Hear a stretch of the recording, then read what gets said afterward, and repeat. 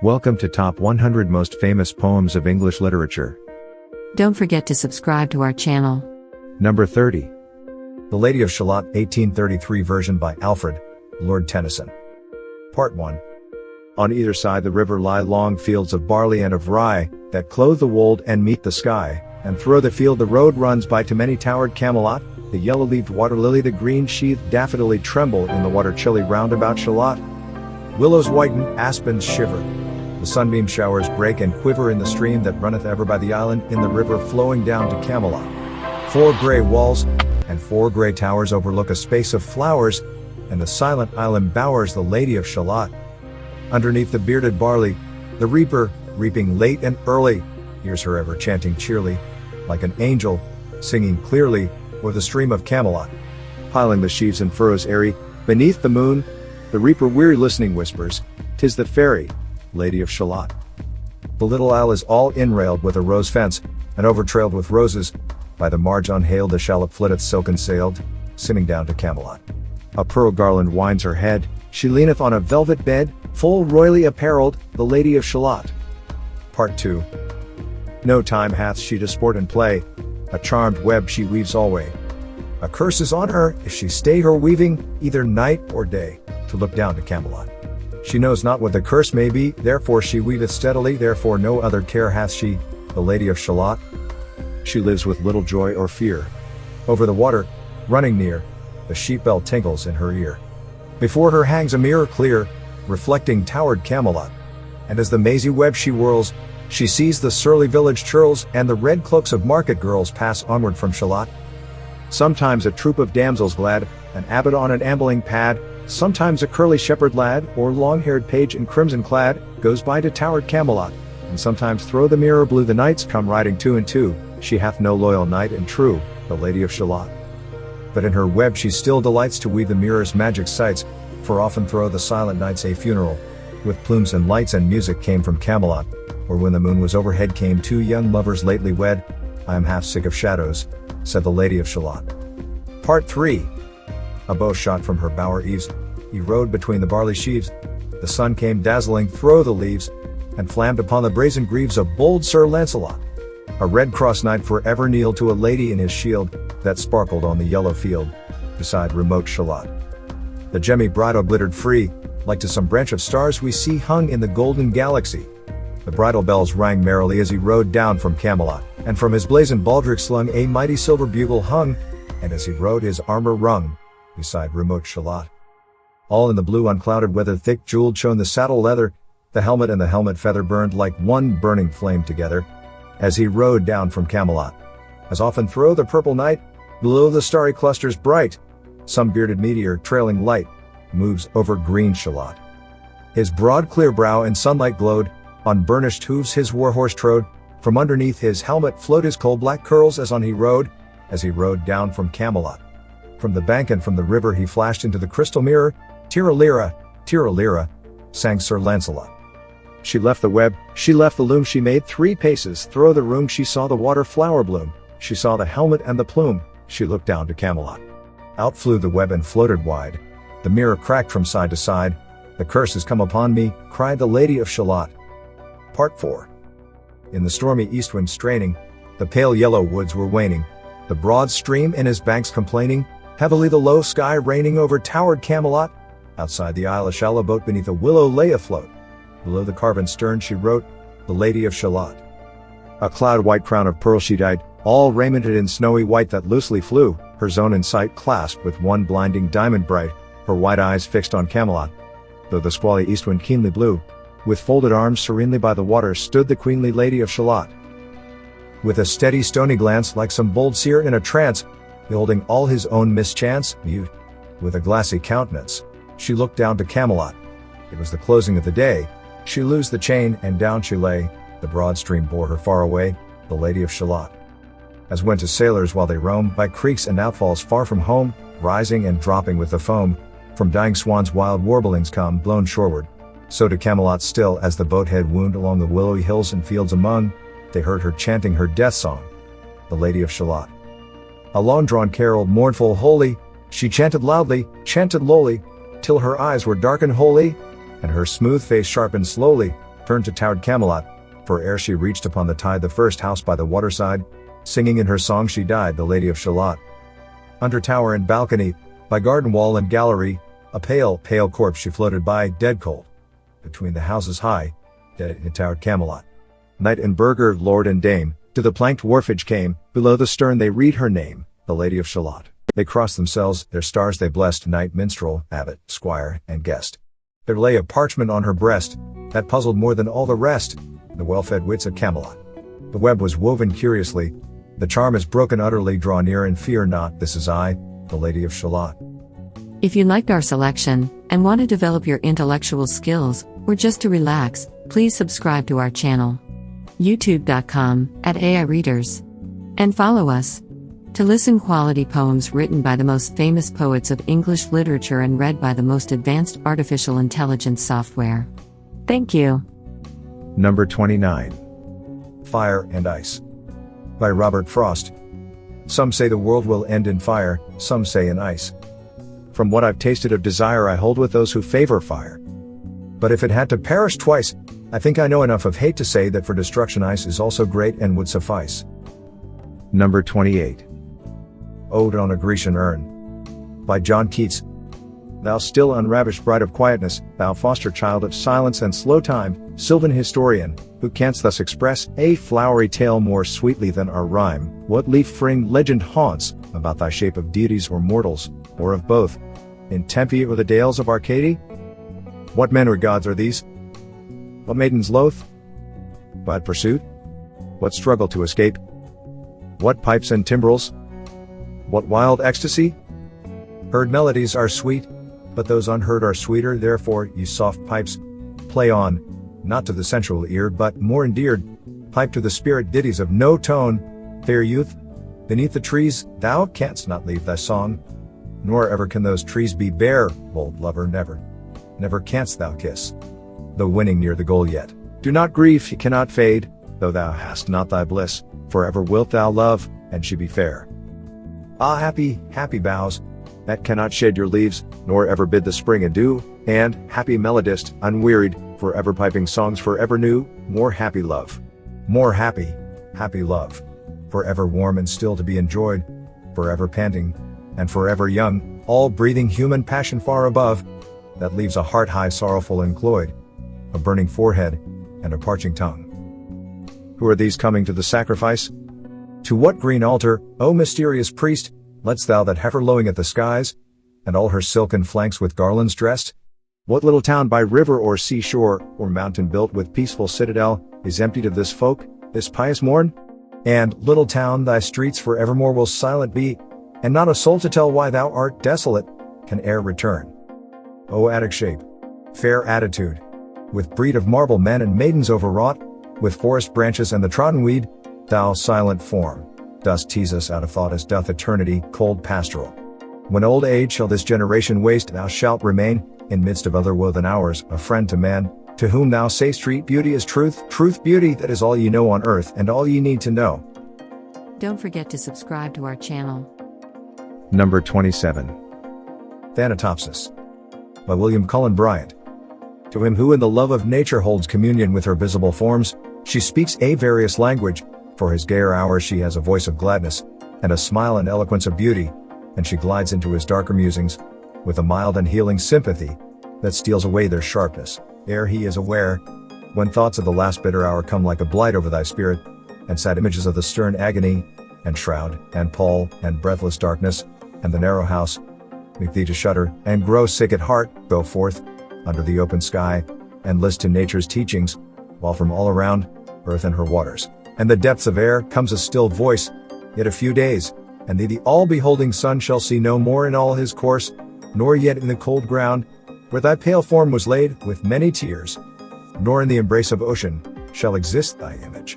Earth, that nourished thee, shall claim thy growth, to be resolved to earth again, and lost each human trace, surrendering up thine individual being, shalt thou go to mix forever with the elements, to be a brother to the insensible rock and to the sluggish clod, which the rude swain turns with his share, and treads upon. The oak shall send his roots abroad, and pierce thy mold. Yet not to thine eternal resting place shalt thou retire alone, nor couldst thou wish couch more magnificent.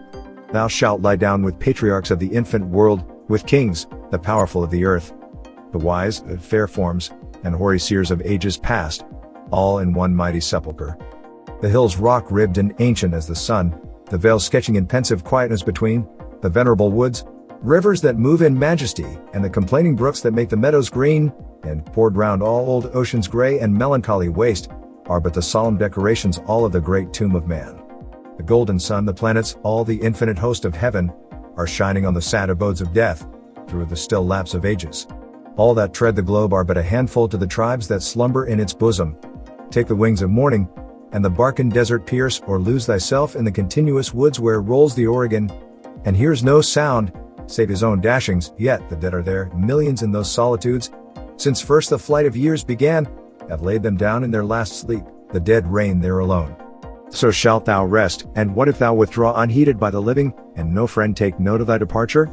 All that breathe will share thy destiny, the gay will laugh when thou art gone, the solemn brood of care plod on, and each one as before will chase his favorite phantom, yet all these shall leave their mirth and their employments, and shall come, and make their bed with thee.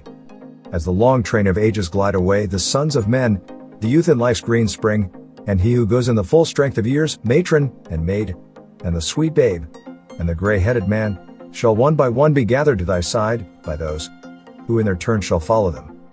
So live, and when thy summons comes to join the innumerable caravan, that moves to that mysterious realm, where each shall take his chamber in the silent halls of death, thou go not, like the quarry slave at night, scourged to his dungeon, but sustained and soothed by an unfaltering trust, approach thy grave, like one who wraps the drapery of his couch about him, and lies down to pleasant dreams. Number 26. The Charge of the Light Brigade, by Alfred, Lord Tennyson. Half a league, half a league, half a league onward, all in the valley of death rode the 600. Forward, the Light Brigade. Charge for the guns, he said. Into the valley of death rode the 600. Forward, the Light Brigade. Was there a man dismayed? Not though the soldier knew someone had blundered. Theirs not to make reply, theirs not to reason why, theirs but to do and die. Into the valley of death rode the 600. Cannon to right of them, cannon to left of them, cannon in front of them volleyed and thundered, stormed it with shot and shell. Boldly they rode and well, into the jaws of death, into the mouth of hell rode the 600. Flashed all their sabers bare, flashed as they turned in air, sabering the gunners there, charging an army, while all the world wondered. Plunged in the battery smoke right through the line they broke, Cossack and Russian reeled from the saber stroke, shattered and sundered. Then they rode back, but not the 600. Cannon to right of them, cannon to left of them, cannon behind them volleyed and thundered, stormed it with shot and shell, while horse and hero fell. They that had fought so well came through the jaws of death, back from the mouth of hell, all that was left of them, left of 600. When can their glory fade? Oh, the wild charge they made! All the world wondered. Honor the charge they made. Honor the Light Brigade, noble 600. Number 25. Dover Beach, by Matthew Arnold. The sea is calm tonight. The tide is full, the moon lies fair upon the straits, on the French coast the light gleams and is gone, the cliffs of England stand, glimmering and vast, out in the tranquil bay. Come to the window, sweet is the night air. Only, from the long line of spray where the sea meets the moon-blanched land, listen. You hear the grating roar of pebbles which the waves draw back, and fling, at their return, up the high strand, begin, cease, and then again begin, with tremulous cadence slow, and bring the eternal note of sadness in. Sophocles long ago heard it on the Aegean, and it brought into his mind the turbid ebb and flow of human misery. We find also in the sound of thought, hearing it by this distant northern sea. The sea of faith was once, who, at the full, and round earth's shore lay like the folds of a bright girdle furled. But now I only hear its melancholy long, withdrawing roar, retreating, to the breath of the night wind, down the vast edges drear and naked shingles of the world. Ah, love, let us be true to one another, for the world, which seems to lie before us like a land of dreams, so various, so beautiful, so new, hath really neither joy, nor love, nor light, nor certitude, nor peace, nor help for pain, and we are here as on a darkling plain swept with confused alarms of struggle and flight, where ignorant armies clash by night. Don't forget to subscribe to our channel. Number 24. She Walks in Beauty, by George Gordon, Lord Byron. She walks in beauty, like the night of cloudless climes and starry skies, and all that's best of dark and bright meet in her aspect and her eyes. thus mellow to that tender light which heaven to gaudy day denies. One shade the more, one ray the less, had half impaired the nameless grace which waves in every raven tress, or softly lightens o'er her face, where thoughts serenely sweet express, how pure, how dear their dwelling place.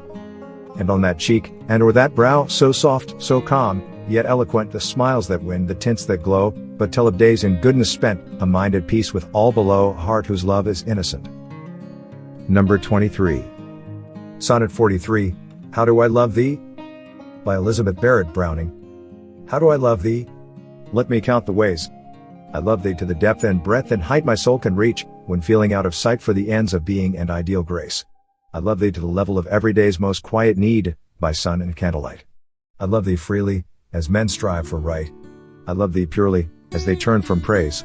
I love thee with the passion put to use in my old griefs, and with my childhood's faith. I love thee with a love I seem to lose with my lost saints. I love thee with the breath, smiles, tears of all my life, and if God choose, I shall but love thee better after death. Number 22. Old Ironsides, by Oliver Wendell Holmes, Sr. Tear her tattered ensign down. Long has it waved on high, and many an eye has danced to see that banner in the sky. Beneath it rung the battle shout, and burst the cannon's roar. The meteor of the ocean air shall sweep the clouds no more. Her deck, once red with heroes' blood, where knelt the vanquished foe when winds were hurrying o'er the flood and waves were white below, no more shall feel the victor's tread, or know the conquered knee. The harpies of the shore shall pluck the eagle of the sea. Oh, better that her shattered hulk should sink beneath the wave, her thunders shook the mighty deep, and there should be her grave, nailed to the mast her holy flag, set at every threadbare sail, and give her to the god of storms, the lightning and the gale. Don't forget to subscribe to our channel. Number 21. Endymion, Excerpt by John Keats. Book 1.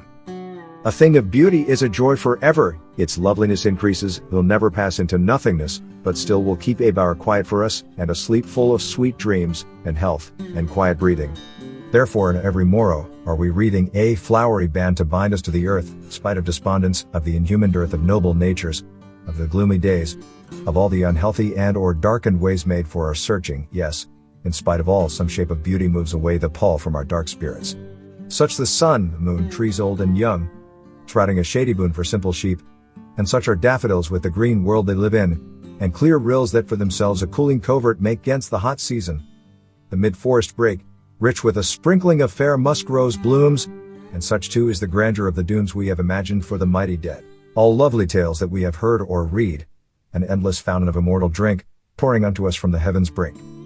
Nor do we merely feel these essences for one short hour, no, even as the trees that whisper round a temple become soon dear as the temple's selves, so does the moon, the passion poesy, glories infinite, haunt us till they become a cheering light unto our souls, and bound to us so fast that, whether there be shine, or gloom o'ercast, they always must be with us, or we die.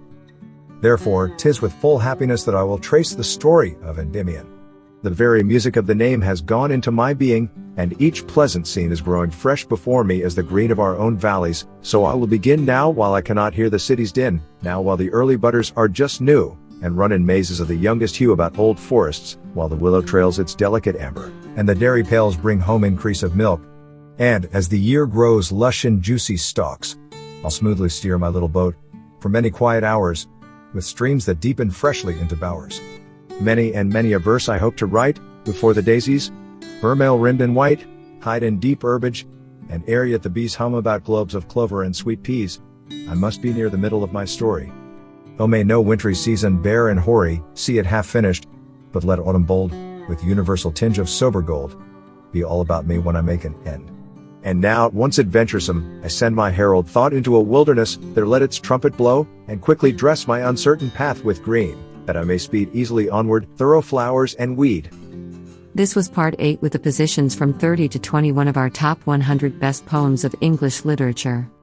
If you liked our selection, and want to develop your intellectual skills, or just to relax, please subscribe to our channel. youtube.com/AIReaders. And follow us. To listen quality poems written by the most famous poets of English literature and read by the most advanced artificial intelligence software. Thank you.